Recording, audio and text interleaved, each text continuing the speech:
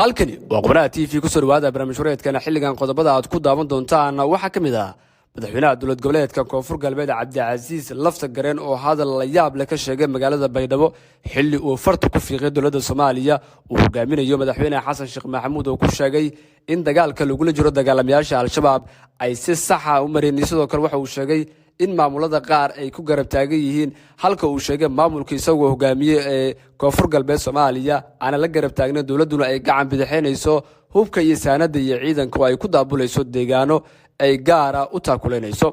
wararka ugu dambeeyay sidoo kale hadalkan uu dhawaan ka sheegay magaalada Baydhabo Cabdicasiis Laftagareen ayaan saaxiibayaal idii soo gudbin doona iyo xogta ka dambaysa madaxweynaha dowlad goboleedka Koonfur Galbeed oo dhawaanaha ka soo laabtay dalka dibadiisa ayaan idila wadaagi doona qodobada kalena waxa kamid ah beesha baadacada saraakiisheeda oo ka gadooday dowladda Soomaaliya xilli maanta magaalada Muqdisho dil lagu furiyay xidigle ka tirsanaa ciidanka xoogga dalka oo ka soo jeeda beesha baadacade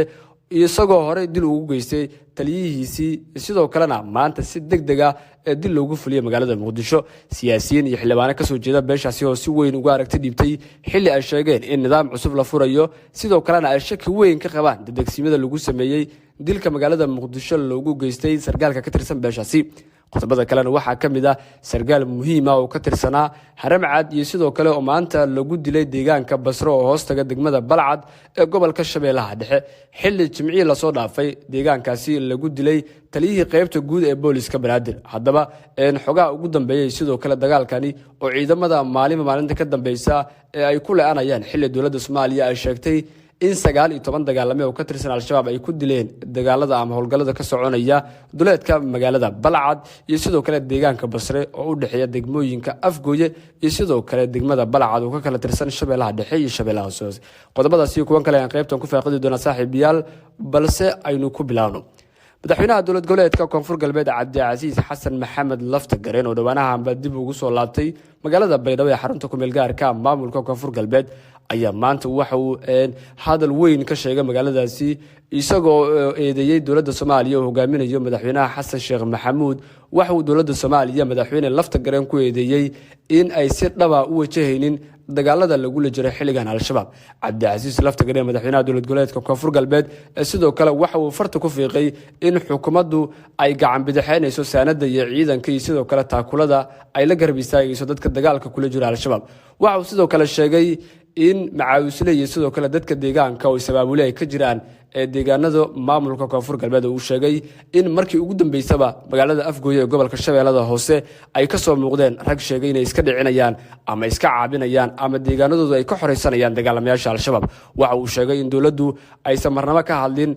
dadka ku baaqay dagaalka ka dhanka Al-Shabaab ee ka soo jeeda deegaanada maamulka Koonfur Galbeed waxa uu farta ku fiiqay dowladda Soomaaliya in ay taakula gooniya la garab taagan tahay dowlad goboleedyada Hirshabeelle iyo Galmudug oo uu sheegay in dowladda maalinta ka dambaysa ay ku daabulayso ciidamada dowladda Soomaaliya waxa uu sidoo kale sheegay in beelaha Soomaaliyeed beela kamid ah ee la huweynayo sidoo kalena beelaha degan maamulka Koonfur Galbeed oo uu sheegay in beelahani ay diyaar u yihiin iska caabiyaan dagaalamayaasha Al-Shabaab balse dowladdu aysan garab taagneen waxa uu sidoo kale farta ku fiiqay madaxweynaha dowladda Soomaaliya Xasan Sheekh Maxamuud oo uu sheegay inuu daacad ka ahayn dagaalka xilligan lagu jiro dagaalamayaasha Al-Shabaab oo uu sheegay in maamulada isxilqaamay sidoo kalena diyaar u ah inay iska caabiyaan deegaanadoodana ay ka saaraan Al-Shabaab ay qayb ka tahay maamulka Koonfur Galbeed oo isagu madaxweyne u yahay arintani wali dowladdu kama aysan hadlin balse dhaliishani waxa uu maanta ka sheegay magaalada Baydhabo sidoo kale xarunta ku meel gaarka oo ah maamulka Koonfur Galbeed Soomaaliya markaan hadiyanu eegno saraakiisha ka tirsan ama ka soo jeeda beesha baadacade oo ka gadooday ciidamada dowladda xilli maanta magaalada Muqdisho dil lagu fuliyay xidigle ka tirsanaa ciidanka xoogga dalka oo dhawaanaha dil ugu geystay magaalada Muqdisho taliyihiisii isagoo xukumayay sargaalkani oo maalmahan social media ka soo muuqday sidoo kalena maxkamaddu ciidamada qalabka sidana dil toogasho ku fulisay ayaa waxa uu qirtay inuu dil u geystay taliyihiisii sidoo kale waxa uu sheegtay in taliyahaasi isagu guna iyo sidoo kale xuquuqdiisa uu ka maqan yahay darteeda uu dilay waxa uu sidoo kale sheegay inuu diyaar la yahay hadii loo baahan yahay in laga qaado diyo iyo sidoo kale in lagu fuliyo ama loo dilana uu diyaar u yahay maanta ayaa magaalada Muqdisho dil lagu fuliyay xidiglahaasi ka tirsanaa ciidanka dowladda Soomaaliya arrintani waxaa si weyn uga carooday beesha baadacadde iyadoo siyaasiyiinta iyo xildhibaanadii saraakiisha ka soo jeeda beeshaasi ay sheegeen in arrintani aan loo marin si saxa sidoo kale waxay farta ku fiiqeen in dowladdu ay dadejisay sidoo kalena way sheegeen in xilliga xukunka lagu fulinayay iyo xilliga dilka loo geysanay oo maanta oo jimcaha ka dhacday magaalada muqdisho ay tahay wax farqi aan u dhaxaynin sidoo kalena waxay diideen ama ay sheegeen xildhibaanadan iyo saraakiishani in dowladda Soomaaliya ay siyaabo sax ah u marin maxkamadda ciidamada qalabka sidana ay sidoo kale sheegtay in beesha uu ka soo jeedo xidiglaha maanta ee dilka lagu fuliyay aan laga wicin sidoo kalena aysan goobjoog kayn sida ay goobjoog uga ahaayeen dadka loo fulinayay qisaasta uu ka soo jeedo marxuumkii la dilay dhamihii ka tirsanaa ciidanka dowladda Soomaaliya xildhibaan Maxamed Ibraahim Macallim oo ka tirsan xildhibaanada golaha shacabka baarlamaanka Soomaaliya kuna sugan xilligan deegaanada ay howlgallada ka soconayaan ee gobolka Hiiraan waliba si qaas ah waxa uu xildhibaanka uu xilligan ku sugan yahay degmada Buulaburde oo ka tirsan gobolka Hiiraan sidoo kalena deegaano hoostaga ay ka soconayaan howlgallo ka dhana al-shabaab xildhibaan Maxamed Ibraahim Macallim waxa uu sheegay in dowladda Soomaaliya iyo sidoo kale maxkamadda ciidamada qalabka sida aysan si sax ah u wajihin xukunka dilka lagu geystay sargaalkii ka tirsanaa ciidanka dowladda Soomaaliya kana soo jeeda beesha baadacadde oo uu sheegay in haddii xal loo baahan yahay iyagu xildhibaanaha iyo sidoo kale siyaasiyiinta iyo odayaasha beesha baadacadde ay xal iyo sidoo kale waxyaabo kale ay wadeen balse ciidamada dowladda ee labada qabaa'il ay ka soo kala jeedaan labadan sargaal aysan isku fiirsan balse ay dadajiyeen dilka maanta magaalada muqdisho iyo sidoo kale xukunka loogu geystay xidiglihii ka tirsanaa ciidanka dowladda Soomaaliya arrintani waxa sidoo kale si weyn uga falceliyay xildhibaano kale oo ka soo jeeda beesha baadacadde kana tirsan baarlamaanka dowlad goboleedka Hirshabelle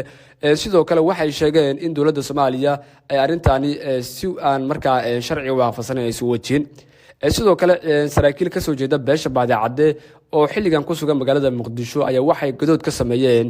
xarumihii sidoo kale talisadii ay ku sugnaayeen waxay sheegeen arinta maanta sidoo kalena qisaasta maanta magaalada muqdisho loogu geystay xidiglihii ka tirsanaa ciidanka dowladda Soomaaliya ana loo wajin si sax ah balse dowladdu arintan wali kama aysan hadlin warar kala duwanna waa ay ka soo baxayaan xilligan deegaanka Basro oo hoostaga degmada Balcad ee gobolka Shabeellaha Dhexe maanta waxa ka dhacay dagaal u dhaxeeya dagaalamayaasha al-shabaab iyo sidoo kale ciidamada dowladda dagaalkaasi waxa ku geeriyooday Mustafa Salaad Yare oo kamid ah saraakiisha ciidanka Haramcad iyo sidoo kale askarka la socotay taliyahaasi dhanka dowladda waxay sheegtay in 19 ka tirsan dagaalamayaasha al-shabaab ay ku dileen dagaaladaasi